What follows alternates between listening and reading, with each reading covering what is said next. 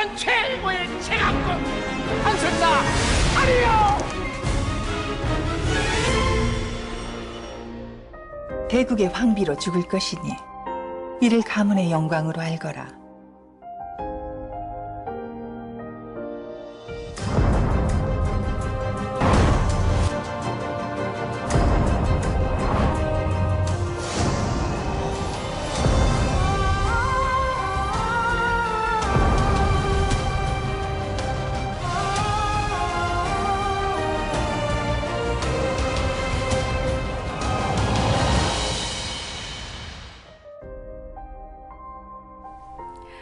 TV 책방 북소리, 흥미진진한 영화의 한 장면으로 문을 열어봤습니다.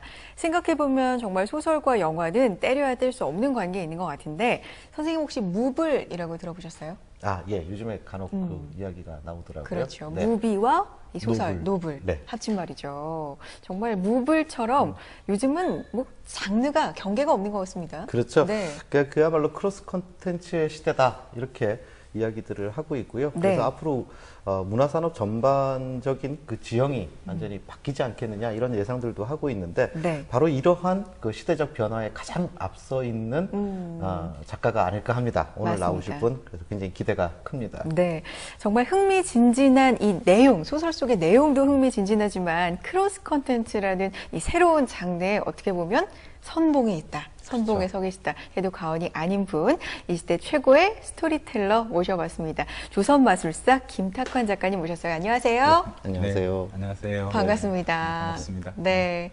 작가님 하면요, 뭐, 이야기꾼, 스토리텔러, 뭐, 이런 수식어가 많이 붙더라고요. 개인적으로 어떻게 생각하세요? 그냥 뭐 제 직업이 소설가니까 네. 익숙하죠. 네. 다양한 이야기를 들려주시는 것 자체가 그냥 직업이다라고 생각을 하시나 봐요. 네, 그러니까 뭐 처음엔 좀 어색했던 시절도 있었던 것 같은데 지금은 뭐 그게 늙어 죽을 때까지 계속 이야기를 모으고 이야기를 만들고 뭐 그러겠구나, 팔자구나 이렇게 생각하고 있습니다. 팔자구나.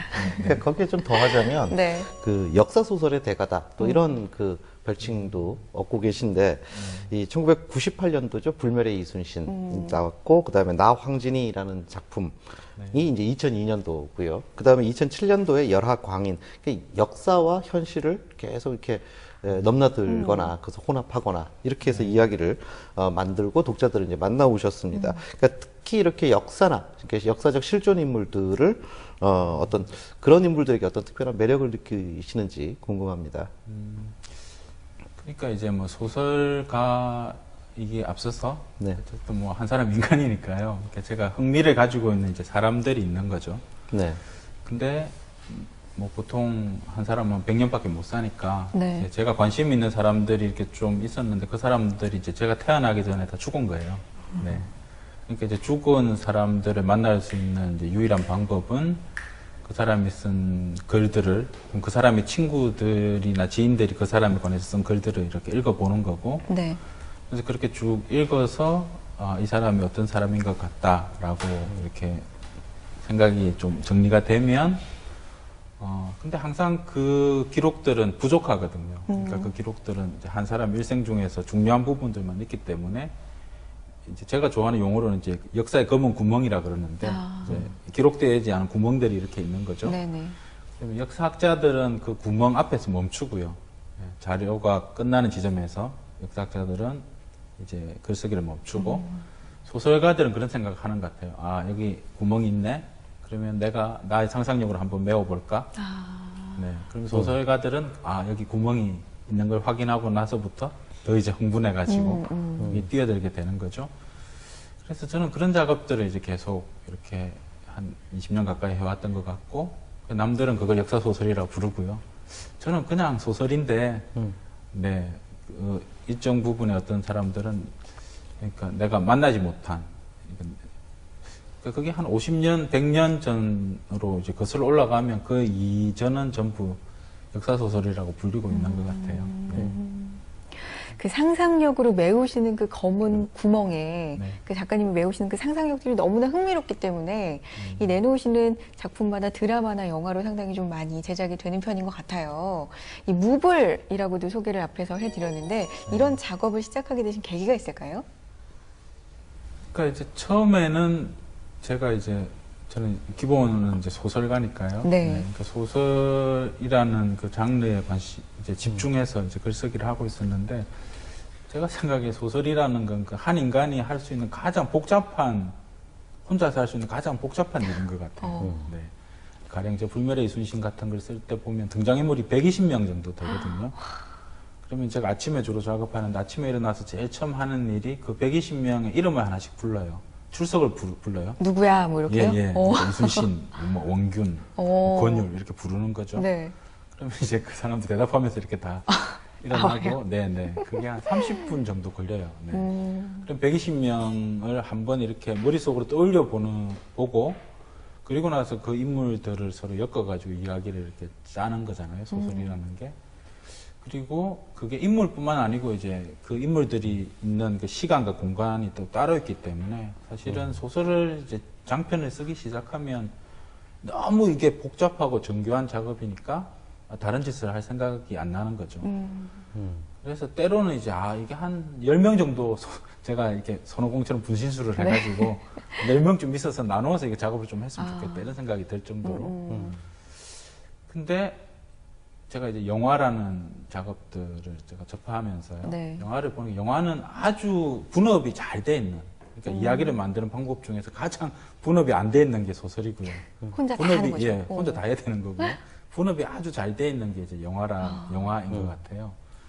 그래서 이제 제가 이 일을 막 하다 보니까 이제 반대쪽 일에 관심을 갖게 되는 거죠.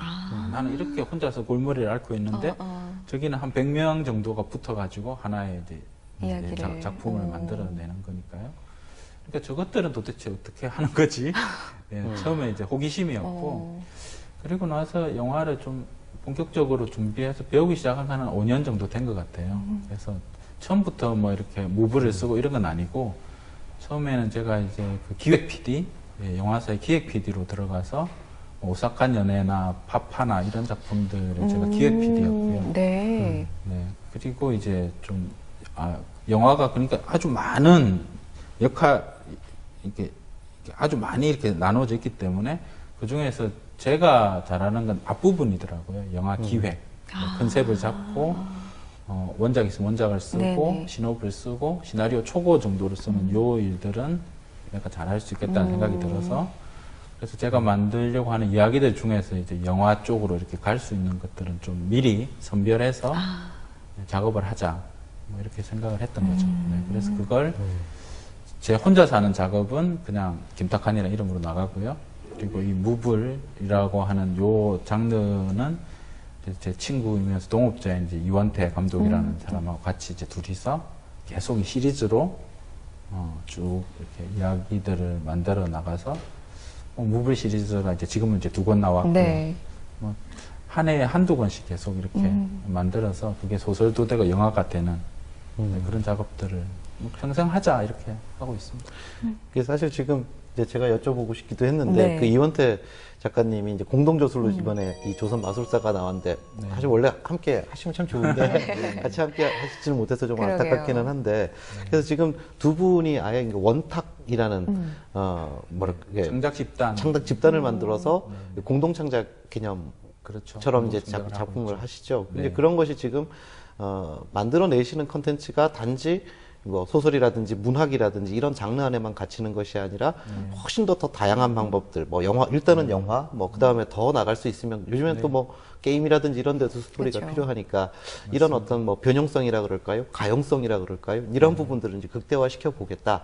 이런 어떤 계획들을 갖고 계셨던 거라고 볼 수 그렇죠. 있을까요? 그건 이제 네. 두 사람이 만났는데 둘 다 일단 만났는데 이야기꾼이더라고요. 네. 이야기꾼인데 이야기꾼이 되는 방식이 달랐던 거죠. 네. 그러니까 저 같은 경우는 그냥 이제 텍스트를 읽고 이렇게 정통이 이제 문학을 공부해서 이렇게 쭉 올라와서 작가가 되어서 이제 이야기꾼이 되어 있는 상태고요. 이원태 감독 같은 경우는 이제 문학에서부터 출발한 게 아니고 이 친구는 이제 방송 연예 쪽에서 출발했는데 지금도 하고 있는 그 스프라이즈라고 하는 방송인데 이 친구가 그걸 만든 사람이에요. 그러니까 그 연출도 100회를 넘게 했고 네네. 이런 프로를 해보자 이야기가 많이 이렇게 한 프로 이야기를 한 서너 개 정도 넣어가지고 그 중에서 어떤 게 진짜인지 가짜인지 가려보고 그리고 대역 외국인들 써가지고 그 아주 독특한 이제 프로를 이 친구가 이제 만든 거죠. 그래서 그 일주일에 3개씩 해서 그걸 거의 100회를 했으니까 그 과정을 거치면서 완전한 이야기꾼이 돼 있는 거예요. 세상에서 재밌는 이야기 어디 없나? 네. 이런 데 빠져가지고 이 친구가 살았던 거죠. 네. 근데 그때만 해도 이제 둘이 고향 친구긴 한데 다른 일을 하고 있다고 생각했어요. 네. 그러니까 저는 그냥 종이책을 쓰는 사람이고 이 친구는 방송에서 그냥 그런 걸 하고 있는 사람이구나. 그리고 우리가 가끔 만나서 술은 먹지만 뭐 같이 일을 할 거다 이런 생각을 안 했던 거죠. 근데 그게 이제 시대가 이렇게 바뀌어 가면서 스토리텔링이 중심에 놓여가지고 이제 여러 장르를 넘나드는 그런 시대가 되고 나서 보니까 어느 날 이제 정신 차리고 보니까 그 친구도 회사를 그만뒀고 저도 학교를 그만두고 우연히. 둘 다 네. 이제 이야기꾼이 되자고 이제 세상에 나왔고 그리고 보니까 아 우리 둘은 같은 걸 하고 있구나 이야기가 제일 중요하고 그리고 그게 여러 가지로 이렇게 변형되는 것들을 이렇게 열린 마음으로 바라보고 있는 그래서 아 같이 일을 해보자 이렇게 됐던 거예요. 그러니까 이번 소설은 이제 영화를 겨냥을 해서 쓴 이제 무불이다 네, 이렇게 이제 말씀을 할 수도 있는데, 근데 종이책이 이전에 웹 소설 네. 웹 소설로 먼저 공개가 됐습니다. 그러니까 모바일 소설, 영화 뭐 이런 어떤 3단 공략이라 그럴까요? 과거에는 뭐 원소스 멀티유즈 이런 이야기도 했는데 기획 단계에서부터 이러한 말하자면 일종의 컨텐츠 전략 이런 것들을 가지고 시작하셨던 건가요? 네, 그러니까 무불이라는 것 자체가 이제 이현태 감독이랑 제가 만든 말이거든요. 네, 그래서 그래요. 우리는 좀 소설과 특히 그 영화에 좀 집중하는. 네. 그래서 소설과 영화가 우리에게는 두 날개인 것 같아요. 근데 꼭 이제 두 가지에게만 국한되지 않고 그 이외에 넓힐 수 있는 플랫폼이 있으면 더 넓혀보자 이런 생각들을 했던 거고요. 조선마술사는 만들 때 우리가 생각했던 건 이제 소설과 영화와 뮤지컬이었어요. 이건 뮤지컬로 만들면 딱 되겠더라고요. 그러니까 두 마술사가 그럴 것 배틀을 같아요. 하는데 그게 마술 무대가 있고 그러니까 배우들이 나와서 마술을 막 하면서 노래를 하고 잘생긴 두 남자가 한 여자를 놓고 그게 딱 이거는 무대로 뮤지컬로 하면 네. 매직에다가 뮤지컬 해서 매지컬로 네. 이렇게 딱 만들어 가지고 하면 되겠다가 맨 처음 네. 떠올랐고요. 그래서 그러면 그 무대를 물랑루라고 하자. 네. 거대한 무대가 필요한 거잖아요. 무랑루즈에서 따서 그래서 물랑루를 딱 하나 만들어 놓고 거기서 나중에 이제 그 뮤지컬을 하면 되겠다 이렇게 생각했고 그래서 처음 시작할 때는 그래서 그 책과 이렇게 소설과 영화와 뮤지컬 이렇게 세 개가 될 수 있겠다 이렇게 생각하고 이제 2010년도 늦여름부터 이제 쓰기 시작했고요.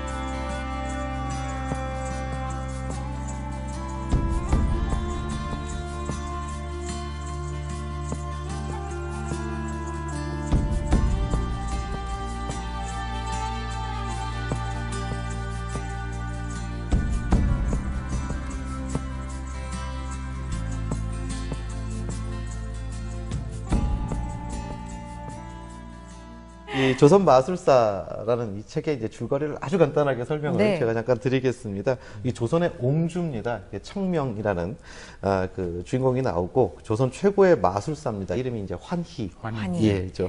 그들의 이제 운명적인 사랑을 그리고 있는 소설이다 이렇게 네. 이제 볼 수 있는데 우선 그 조선 시대에 펼쳐지는 마술이라는 그 모티브가 굉장히 흥미로웠고요. 네. 이것은 또 어디선가 박지원의 열하일기에서부터 이 모티브를 가지고 왔다 이런 이야기를 들은 적이 있는데 네. 예, 그 이야기를 좀 해주시죠. 그러니까 이제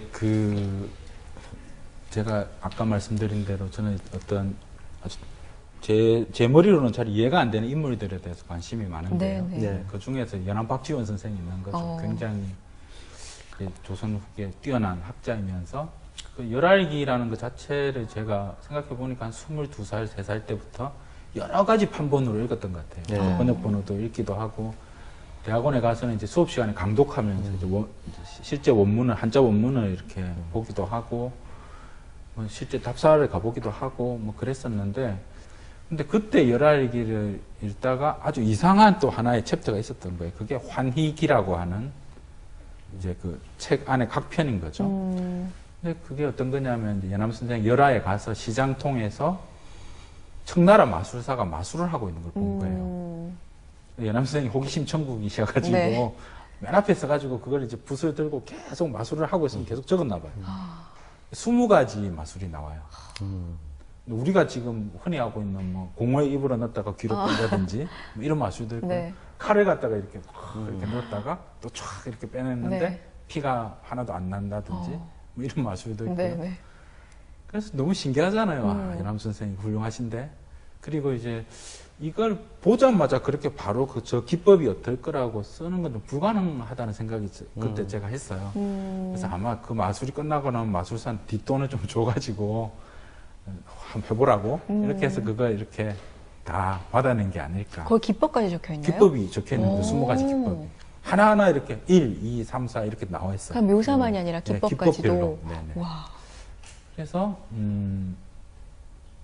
그걸 가지고 이제 근데 제가 그 장면을 읽으면서 무슨 생각을 했느냐면 제가 그때 이건 청나라 마술사잖아요. 네. 청나라 마술사인데 조선에도 마술사가 있거든요. 조선에 이제 남사당패 제가 네. 대학원 다닐 때도 배웠는데 남사당패 보면 언런쇠라고 있어요. 언런이라는 게 마술이라는 뜻이고요. 쇠가 우두머리니까 이제 그 마술하는 광대들의 우두머리인 거죠. 네. 그래서 저 청나라 마술 잘하는 저 청나라 마술사랑 조선의 그 언론세 중에 한 명이 둘이서 서로 대결을 벌이면 되겠다. 재밌겠다. 네, 재밌겠다. 이런 생각들을 이제 했던 거죠. 네. 그래서 그걸 이제 2010년도에 여름쯤에 이제 이 이야기들을 이원태 감독이랑 둘이서 이제 신나게 또 이렇게 신나셨어요. 붙이면 되겠네? 이렇게 하고 제목을 바로 정했어요. 어떻게? 그럼 제목은 조선 마술사다. 어. 제목 안에 컨셉과 내용이 다 들어가는. 그러네요. 그게 제일 좋은 제목이거든요. 네네. 그래서 그럼 조선 마술사, 그럼 이 청나라 마술사랑 얘랑 이렇게 배틀을 하는데 그러면 그냥 싸우면 재미없으니까 공주를 걸자. 여자. 네, 여자를. 그래서 여자를 걸고 이기면 그 여자를 갖는 걸로. 네, 그래서 그러면 장르는 로맨스가 되겠다. 예, 역사 로맨스로 이야기들을 만들어 보자. 이렇게 됐던 거예요. 그러면 마술도 공부를 좀 하셨어요? 그러니까 그게 우연의 일치인지 몰라도요. 네. 그게 우리가 이제 이 조선마술사 이야기를 막 하고 있을 때 우리가 이원태 감독이 제작하고 제가 이제 기획 PD로 들어갔던 작품이 영화가 됐어요. 영화로 들어가기 시작했는데 그게 오싹한 연애라고 하는 네, 거기 보면 이민기가 마술사로 나오거든요. 네네. 네, 그래서 그건 현대 마술인 거죠. 그쵸. 그리고 그 배우 이민기 씨한테 실제 마술사가 와서 마술을 가르쳐요. 네. 그래서 이 배우는 마술을 할 줄 모르니까. 네네. 그러니까 이제 그 마술사가 와서 이렇게 마술을 막 가르치고 있는 걸 우리가 본 거죠. 그래서 그 마술사가 마술을 하고 이민기 씨가 마술을 막 이렇게 연기를 하고 있는 걸 보면서 낮에는 그걸 보고요. 이제 밤에 와서는 이제 18세기, 19세기로 가서 이제 우리 조선 마술사, 저 마술을 이렇게 하면 되겠다. 조선으로 가면 예, 이랬을 예. 것이다. 그렇죠. 네. 그때 그 영화판에 오셔서 네. 마술 가르쳐 주신 분, 그 마술사 분께는 식사 한 끼 대접하셔야겠군요. 또 다른 엄청난 프로젝트가 일어났으니까. 근데 그 소설가 분들 많이 오시잖아요. 네네. 근데 소설 그 자체도 재밌지만 소설이 만들어지기까지의 그 뒷 배경이 이렇게 재밌는 경우. 그러게요. 봤어요? 처음입니다. 소설 안으로 좀 들어가 보면 이 조선 옹주와 비천한 신분의 이제 마술사 그 주인공들의 직업과 뭐 신분 이런 것들이 어떤 뭐 특별한 그렇게 배치한 특별한 이유 같은 것이 있으십니까? 그러니까 이 이야기를 짜면서는 한 3가지 정도를 생각했던 것 같아요. 그러니까 첫 번째는 이게 마술이라는 것 자체가 어쨌든 그 기존의 유교적인 틀이 있는데 그 틀을 뛰어넘는 거죠. 그러니까 현실이 너무 힘들고 어려운데 거기에다가 환타지를 주는 거니까요. 그러니까 그렇게 대응이 되는 것 같아요. 아주 힘든 현실과 아주 낭만적이고 아름다운 어떤 마술. 이게 대응이 되는 것 같고요. 또 하나는 그러니까 오히려 상 받는 것이 붙었을 때 더 극적으로 극적인 거죠. 느끼실 수 있죠. 네. 그리고 또 하나는 이 마술을 하는 이 신부는 광대니까 이 천민이고요. 이 옹주니까 어쨌든 로얄 패밀리잖아요. 그쵸. 그러니까 이 신분을 뛰어넘는 사랑이라는 것 자체도 그 당시에 현실적인 한계를 뛰어넘는 거죠. 네. 그래서 이 구조를 두 번째로 이제 설정하게 됐고 세 번째로 이제 마지막으로 생각했던 건 그게 이 마술이라는 게 결국은 우리가 이제 이원태 감독이랑 제가 이렇게 이야기들을 막 만들어내고 있잖아요. 그러니까 이야기라는 것 자체도 마술인 것 같더라고요. 그러니까 현실에서 이렇게 상상력을 이렇게 가로막고 있는데 그 상상력을 뛰어넘는 어떤 이야기들 네. 이런 것들이 사람들에게 또 현실을 넘어설 수 있는 어떤 생각을 하게 만드니까요. 그래서 이 3가지 층위를 함께 녹여서 그래서 어떤 유교, 그 당시에 유교 폐쇄적인 어떤 조선이라는 국가를 이렇게 뛰어넘는 네, 그런 이야기들을 마술을 통해서, 사랑을 통해서, 궁극적으로 이야기를 통해서 해보자. 뭐 이렇게 설정을 했던 것 같아요. 네, 그래서 이 속에는 그 조선뿐만 아니고 이제 실제로 그 주인공인 환희가 전 세계를 돌아다니면서 마술을 배우는 네. 이야기가 나오거든요. 그래서 뭐 인도도 가고, 뭐 터키도 가고, 아라비아도 가고, 네, 뭐전 세계 다 마술이 있는 거니까 네. 사실은 준비하면서는 좀 고생을 많이 했어요. 이렇게 조선 마술만 공부하면 되는데 그게 아니고 이게 열화라는 곳을 중심에 놓고 보면 이게 열화가 여기 있으면 이게 일본이나 그 조선에서는 이쪽에서 이렇게 오는 거지만 사실 이쪽 유럽이나 인도나 이런 데서는 이쪽에서 이렇게 오는 거거든요. 그게 여기서 섞이는 거죠. 네네. 그러니까 당연히 이쪽에서 온 사람들은 여기 와서 이쪽에서 온 사람들을 만나는 거예요. 그러니까 이야기 자체도 결국은 조선과 청나라의 이야기만 해서 되는 게 아니고 이 유럽과 조선의 이야기를 해야 되는 거고요. 네. 소설의 처음이 영국에서부터 시작하거든요. 네. 그러니까 이쪽에서 조선에서 있는 한 여자가 열화를 거쳐서 영국까지 가는 이야기. 네. 그러니까 전 세계를 이렇게 다 이렇게 에워싸서 마술과 사랑이라는 것을 중심에 놓고 전 세계를 다 쏴보자. 이렇게 이원태 감독이 계속 해보자고 부추겨가지고, 네네.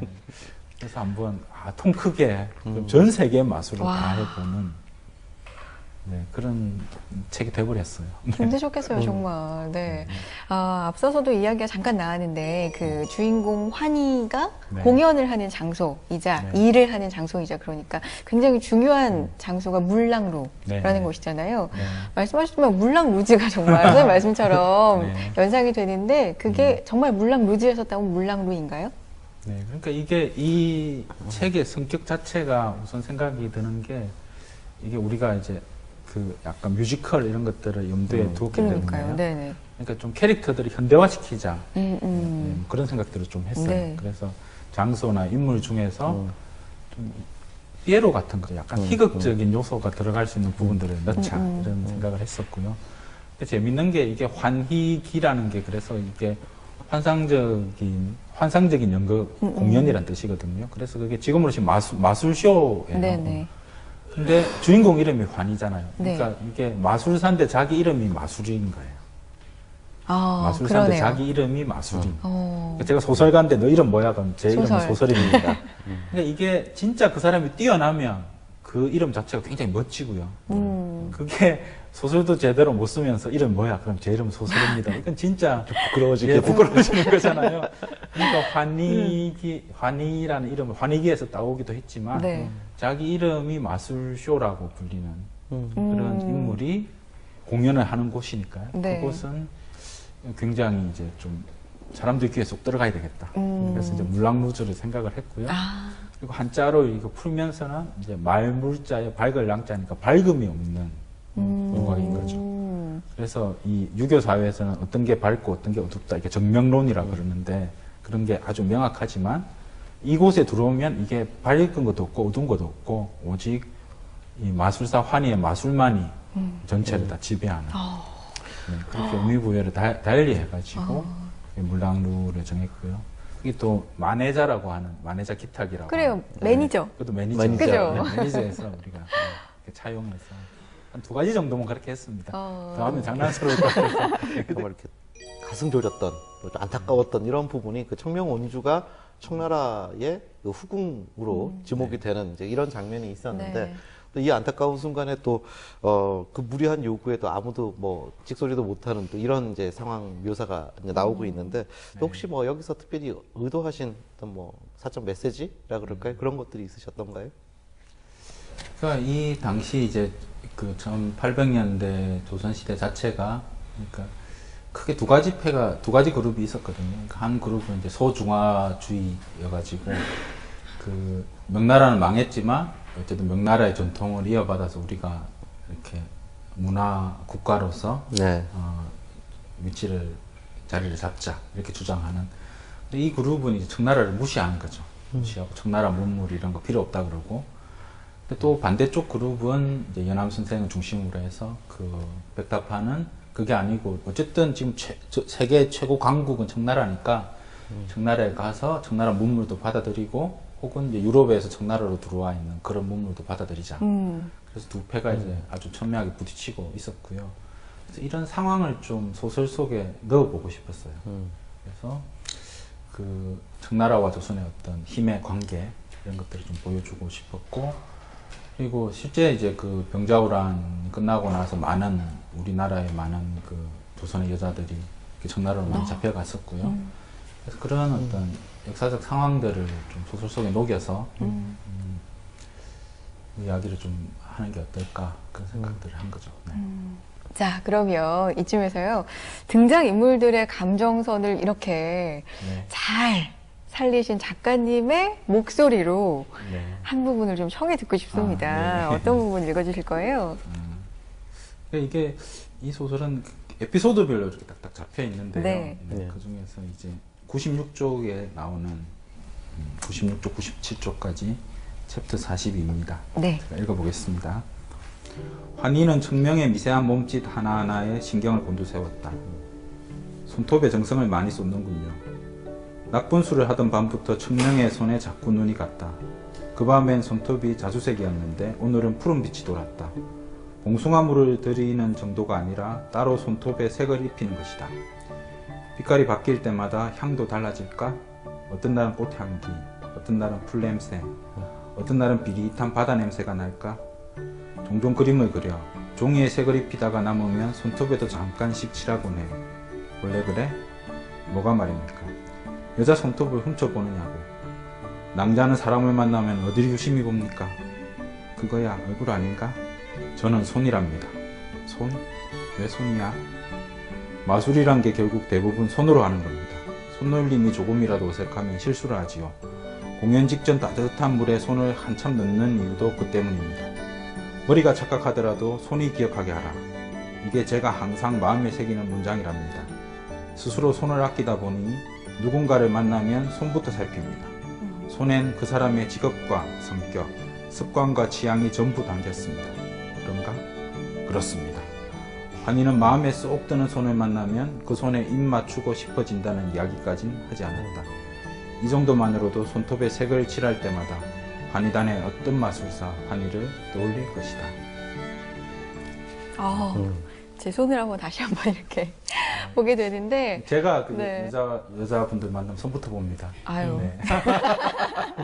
그냥 제가 이렇게 손으로 계속 작업하니까요. 그 손이 굉장히 중요하거든요. 네네. 그래서 소설 쓰기 전에 항상 따뜻한 물에 이렇게 손을 담궈가지고 네, 손가락이 자유롭게 놀아야 이게 뇌와 손이 같이 움직여야 네네. 되거든요. 그래서 환희도 그럴 것이다. 손으로 하는 마술이니까요. 네. 그러니까 자기 손을 귀중하게 여기는 사람은 다른 사람을 만날 때 그 사람 손부터 보고 그 사람의 손을 보면 그 사람의 성격을 알 수 있게 되고 그래서 손을 보면서 사랑을 처음 느끼게 되는 남자. 환희. 멋지다고. 아유, 멋지네. 네. 지금 읽어주신 부분 쭉 저는 들으면서, 아, 이걸 이제 영화 속에서 고아라 씨와 유승우 씨가 네, 유승우 네. 씨는 손을 보겠죠. 그러니까요. 이렇게 주고받겠구나 상상을 하면서 들었는데, 캐스팅 어떻게 마음에 드셨어요? 네, 그러니까 저희들이 이제 2010년도, 11년도에 원작 계약을 했는데, 그때는 유승우 씨가 군대 가기 전이죠. 네, 그때는 이제 애였죠. 네. 유승우 씨는 저랑 좀 인연이 있는 게 불멸의 이순신 아. 그 할 때 이제 아역이었어요. 네. 이순신이 아역이었고. 그래서 좀 인연이 있고. 근데 그때는 이제 유승우 씨가 캐스팅 될 거라고 생각 안 했던 거죠. 네. 근데 이제 영화라는 게 한 4, 5년 이렇게 걸리니까 그 사이에 무럭무럭 이제 자라고 군에도 갔다 오고 이제 청년이 되어가지고. 그러니까 그게 그 작품은 항상 그 임자가 있는 것 같아요. 아. 예, 그래서 아, 이 작품의 임자는 유승호였구나 이렇게 생각하고 있죠. 여배우도. 네. 네. 이제 유승호 씨는 워낙 얼굴이 잘생긴 아유, 청년이잖아요. 이제 얼굴만 보게 되는데 이제 손 연기 이런 것들 이제 손을 보게 되겠구나라는 생각이 들고 실제로 제 친구들 중에서도요. 유독 얼굴 보지 않고 손을 이렇게 관심 있게 보는 사람들이 있는데 훨씬 사람에 대해서 이렇게 관찰자적 태도를 가지고 있고 굉장히 논리적이더라고요. 사람 얼굴은 표정이 있으니까 보여주는 사람의 의도가 있다라면 손은 그런 의도에서 벗어나서 완전히 보는 사람의 네. 입장에서 보게 되잖아요. 또 손에 모든 것들이 담겨 있다 이런 이야기인데 사실 그 작은 어떻게 보면 짧고 또 어떻게 보면 좀 로맨틱하기까지 한 그런 장면들 안에서 굉장히 깊이 있는 어떤 여러 가지로 생각할 수 있는 그런 점들을 다 숨겨놨구나. 그런 면에서도 참 좋은 소설이다. 네. 저는 읽으면서 그런 생각을 했었습니다. 동감합니다. 네, 네.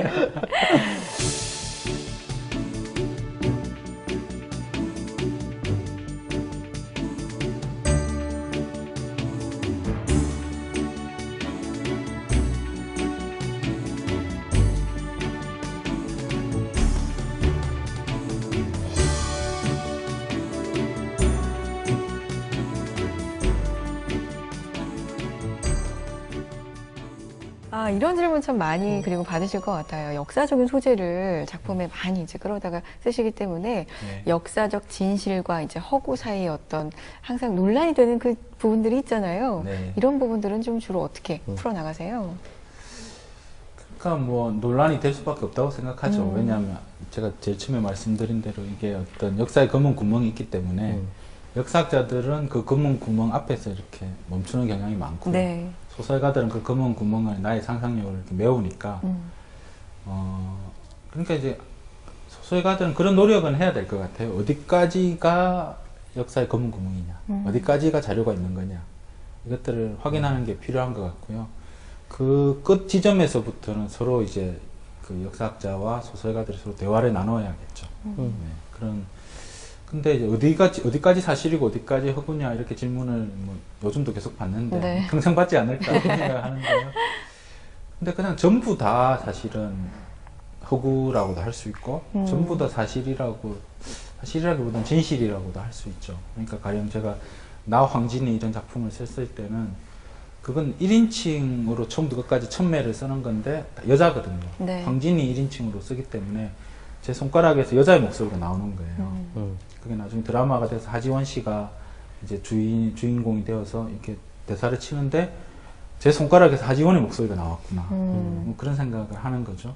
그러면 그때는 그러면 그 대사들은 뭐냐, 그 문장들은 뭐냐 이렇게 질문을 받으면 그건 사실 그 황진이와 제가 이렇게 붙은 거죠. 네. 그러니까 제가 그 설명을 잘 평론가들처럼 설명을 잘 하기가 어려워서 그냥 접신되어 있다. 접신되어 있는 상태, 이렇게 딱 붙어야지만 네네. 쓸 수 있고요. 그리고 붙어 있는 상태로 쭉 쓰고 나면 이제 떨어지는 거죠. 그럼 떨어지고 나면 다시 잘 붙지 않는. 그래서 제가 그 붙어서 썼던 그 작품들을 보면 와, 내가 이걸 어떻게 이렇게 썼었지? 진짜 이거 황진의 영혼이 여기 살짝 넘어왔던 게 아닐까? 뭐 그런 생각들을 하는 거죠. 네. 그래서 그 질문을 받으면 사실 잘 모른다고 대답해요. 네, 이거 붙어서 제가 정신없이 썼기 때문에. 네. 신기하네요. 그런 경험. 선생님께서는 평론가로 네. 시작을 하셨다고 들었고요. 교수직도 이제 네. 하셨고 어느 날 통근길에 날치대를 예, 예. 보고 소설을 써야 되겠다 결심하셨다고 들었으면 이게 무슨 얘기인가요? 너무 궁금했어요. 그건 이제 이게 계속 질문을 하는 거죠. 어떻게 해서 소설가가 됐느냐. 네네. 근데 아무리 생각해봐도 언제부터 내가 소설가가 되려고 했지. 그게 정확하게 잘 생각이 안 들죠. 근데 아주 충격을 받았던 그 순간은 몇 번 있는 것 같아요. 네. 그래서 그런 충격들이 모여서 결국은 이제 소설가는 자기가 소설가가 돼야지라고 결심한다고 소설가가 되는 게 아니고 떠밀려서 되는 것 같아요. 그러니까 몇 가지 우연이 겹쳐가지고 이렇게 되는데 그 우연들 중에서 이제 제일 재미있는 우연이 말씀하신 대로 제가 원래 처음에 이제 문학평론을 했죠. 네. 문학평론을 하고 이렇게 소설을 26, 7 이때까지 한 번도 안 써본 거예요. 소설 읽는 건 좋아했는데 내가 뭐 소설가가 돼야지, 예술가가 돼야지 이런 생각들은 전혀 안 하고 있었죠.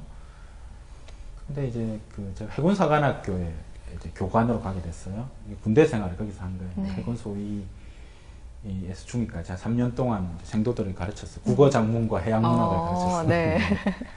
가르쳤는데 소위 때인데 이제 장교들은 영 밖에서 이제 생활하거든요. 그래서 이제 버스를 타고 이렇게 해군사관학교 안으로 들어가는데 그게 바닷가니까 굉장히 풍경이 아름다워요.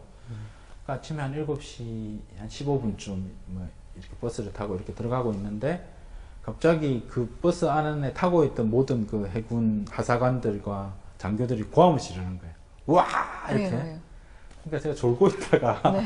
확 깼어요. 깨니까 날치대가 있잖아요. 바닷가에서 날치대가 수천 마리의 날치대가 이렇게 와. 수천 마리 이렇게 엄청나게 많겠죠. 뛰어오른 날치대가 거예요? 무리로 확 이렇게 날아오르는 거예요. 진짜 장관이죠. 와. 예. 그래서 근데 해군들 사이에는 그런 말이 있어요. 날치대를 보면 재수가 좋다고.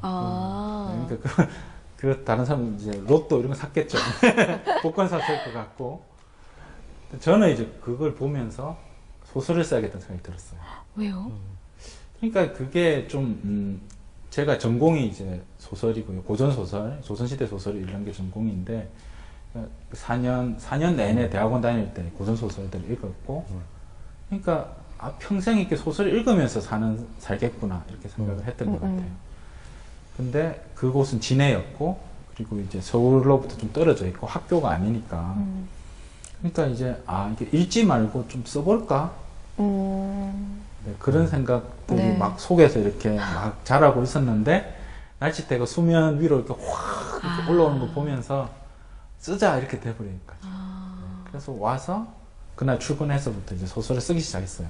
습작을. 네, 그래서 그 날치대 근데 그런 생각도 해요. 그때 날치대를 안 봐도 난 소설가 사실 되긴 됐을 것 같긴 한데 어쨌든 그 날치대를 본 그날 그걸 보고 복권을 안 사고 나는 소설을 썼다. 네. 나에게는 소설이 복권이었다. 뭐 그런 생각을 한 거죠. 고마운 날치네요. 이게 우리가 그냥 이렇게 평양의 말씀을 네. 나누면 평론가로 먼저 등단하시고 그 다음에 또 몇 년 지나 소설가가 되시고 일반적으로 많이 있는 일 아닐까라고 생각하는데 의외로 굉장히 드뭅니다. 저도 이제 친한 평론가 분들이 좀 있는데 그냥 농담 반 진담 반 좀 자조적으로 우리도 다 한때는 문인이 되고 싶었는데 재능이 없어서 평론가가 됐다 뭐 이런 이야기들을 하는데 사실 그래서 평론하시다가 그 문학 작품을 또 하시는 경우가 의외로 굉장히 드물고요. 누가 있나 찾아봤더니 움베르토 에코가 어떻게 보면 굉장히 학자로서 네. 또 평론가로서 세월을 많이 보내고 나이가 들어서 네, 소설을 쓰기 시작했죠. 그 유형이 이제 제일 기억에 남는데. 네. 예. 그러고 나서 보니까 비슷한 부분들이 두 분이 공통점이 그렇죠. 좀 있다는 생각이 들어요. 예. 공부했다는 면도 좀 비슷하고요. 네. 말씀하신 대로 굉장히 어려웠습니다. 왜 비평가들이 소설가가 잘 안 되느냐 하면 눈은 높은데 네. 손은 무뎌서 그래요. 제가 그랬거든요. 한 2, 3년 동안. 그러니까 그러고 나서 했는데 이게 일단 눈은 높아요. 어떤 소설이 뛰어난 소설이고 이거 아는 거죠. 비평 작업을 했기 때문에. 근데 내가 써보면 저만큼 안 되는 거예요. 그러니까 그게 계속 좌절이 오더라고요. 굉장히 소주 많이 마셨어요. 그러니까 그 바닷가에서 계속 소주 먹는 거예요. 네. 그렇죠. 안 되니까 잘. 네. 근데 소설가가 되겠다고 결심했고, 그리고 제가 그때 결혼을 했었어요. 결혼해가지고 이제 장인 장모님한테도 제가 소설가가 되겠다고 말씀드리니까 그러니까 학자가 되겠다고 해서 사위를 삼았는데 내가 갑자기 트니까 네 그리고 뭐 써놓은 거 있냐 그러니까 써놓은 게 없는 거예요. 의지만 있는 거지. 난 날씨대로 보았고요. 그리고 나는 소설을 써야겠어요. 네 소설가 될 것 같아요. 나 혼자면 될 것 같다고 생각하고 다 안 된다고 생각하는 거죠. 근데 어쨌든 군대가 3년 동안이었으니까 장교 시설이 그럼 3년 동안 그럼 써봐라 이렇게. 네. 사실 저는 해군이 나를 소설가로 만들었다고 아. 종종 말하곤 하는데 어쨌든 그 기간이 있었고 그 기간 동안 이제 열심히 습작을 한 거예요. 네. 습작을 해서 들어갈 때는 이제 학자로 들어갔지만 나올 때는 소설가가 되어서 나온 그런 케이스죠. 재밌습니다. 그죠? 네, 멋지네요.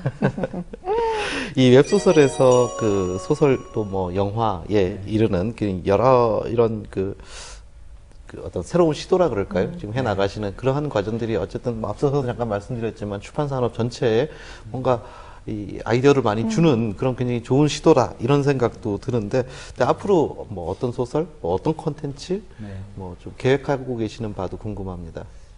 크게 보면 이제 무블 시리즈를 계속 이제 출간을 할 거고요. 그래서 내년에는 뭐 최소한 2작품 정도는 이제 상반기 하반기에 낼 생각이고 좀 잘 된다 싶으면 3개를 낼까 뭐 그런 거 있고요. 그리고 이제 개인적으로는 이제 제가 하고 있는 제가 소설 조선왕조실록이라고 하는 그 시리즈를 조선시대를 소설로 옮겨보겠다 뭐 이런 포부를 가지고 작업을 시작했고요. 한 10권 정도 책이 나와 있어서 이제 그 작업들도 이어서 해야 되죠. 네. 그래서 뭐 정신없이 소설을 써야 됩니다. 네. 소설 쓰시는 작업 그 자체가 굉장히 재밌으신가 봅니다. 네, 그러니까 이야기를 만드는 게, 그러니까 이렇게 소설이라는 게 제가 이제 이게 둔재들의 예술인 것 같아요. 그러니까, 둔재. 예, 그러니까 이게 어떤 이 소설가도 처음부터 장편을 잘 쓰는 경우는 한 번도 없거든요. 그러니까 처음에는 장편을 쓰면 다 태평양 건너가다 다 빠져 죽어요. 네, 빠져 죽고. 그러니까 이게 쓰면 쓸수록 소설이 느는 거죠. 네, 그러니까 제가 아주 초창기에는 3명만 나와도 소설을 못 쓰겠는데 등장인물이 1명, 2명은 쓰겠는데 옆에 1명 더 있으면 언제 이 사람한테 이렇게 시선을 줘야 될지를 몰라가지고 막 헤맸거든요. 근데 그게 좀 한 5년 지나면 한 30명 정도는 내가 마음대로 쓸 수 있게 되고 그러니까 점점 쓸 수 있는 세계랑 쓸 수 있는 사람이 늘어나는 거죠. 네. 그러니까 이 정도 되니까 그 다음에는 그럼 이런 걸 도전해 볼까? 그러니까 안 해본 것들을 계속 이렇게 하게 되고요. 그래서 이건 둔재들이 하기 딱 좋다. 이게 점점 느니까. 네네. 천재들은 좀 싫어할 것 같아요. 이게. 네. 라디오 프로그램에서 책 프로그램 네, 한 네. 5년 정도. 네, 6년째. 6년. 네. 와. 저희하고 그러면 경쟁인가요? 그러니까 그건 그렇게 하다 보니까 저한테 제일 친숙한 게 책이더라고요. 책은. 그러니까 제가 장편 소설을 쓴다는 게 뭐냐 이렇게 누가 질문하면 저는 100권의 책을 읽고 1권의 책을 쓰는 것이다. 이렇게 답해 주거든요. 네. 그러니까 이게 맨 처음에 소설을 구상을 하면 빨리 그걸 쓰고 싶어져요. 네. 이 이순신 만일에 떠올리면 내일부터 이순신을 써야지. 근데 그걸 멈추게 하는 가장 좋은 방법이 뭐냐 하면 이순신에 관한 100권의 책을 사는 거예요.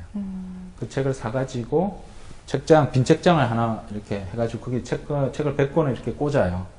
그리고 아침에 일어나서 그 책 제목을 이렇게 쭉 한번 훑어보는 거죠. 그리고 깨달아요. 뭘 깨닫느냐 하면 내가 이순신을 쓰려고 했지만 이순신에 관해서 아무것도 모른다는 걸 알게 돼요.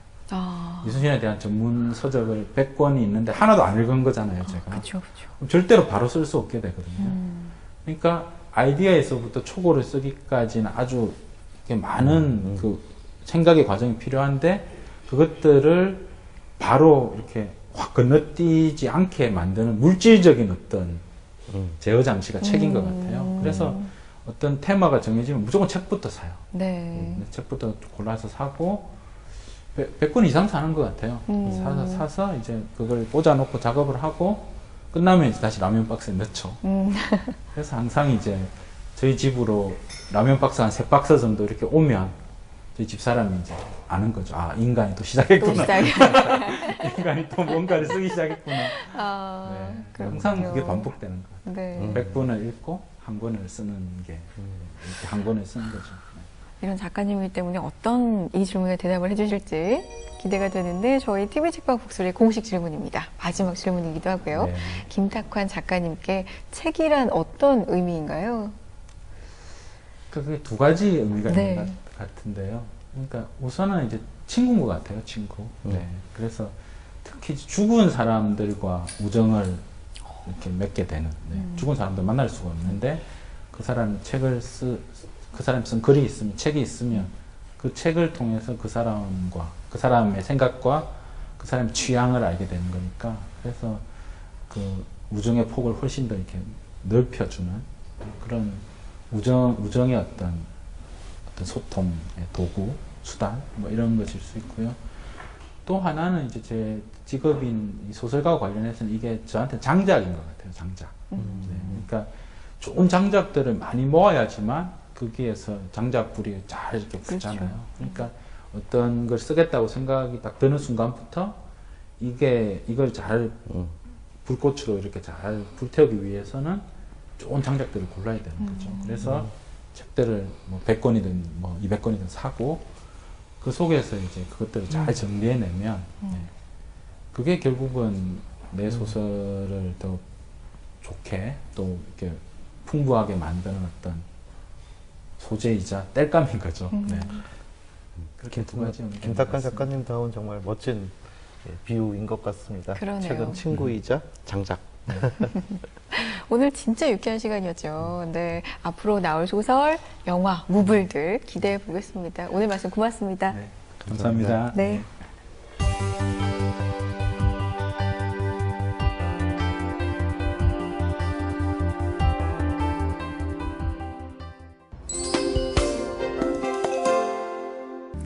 네, 조선마술사 정말 여러 가지 의미가 있는 책이었습니다. 우선 독자들에게 아름다운 사랑 이야기가 전해졌고요. 또 모바일, 소설, 영화에 이르는 크로스 콘텐츠라는 새로운 도전이라는 의미도 있었죠. 네. 네. 이 다양한 문화가 공존하는 그런 시대인데요. 출판계에서 이렇게 또 다양한 콘텐츠가 시도되고 있는 것 반가운 일이었습니다. 네. 이러한 시대의 변화 또한 우리가 책으로 만나볼 수가 있고요. 맞습니다. 자, 언제나 책 속에 길이 있죠. 저희는 다음 이 시간 또 좋은 책으로 인사드리겠습니다. 여러분 고맙습니다.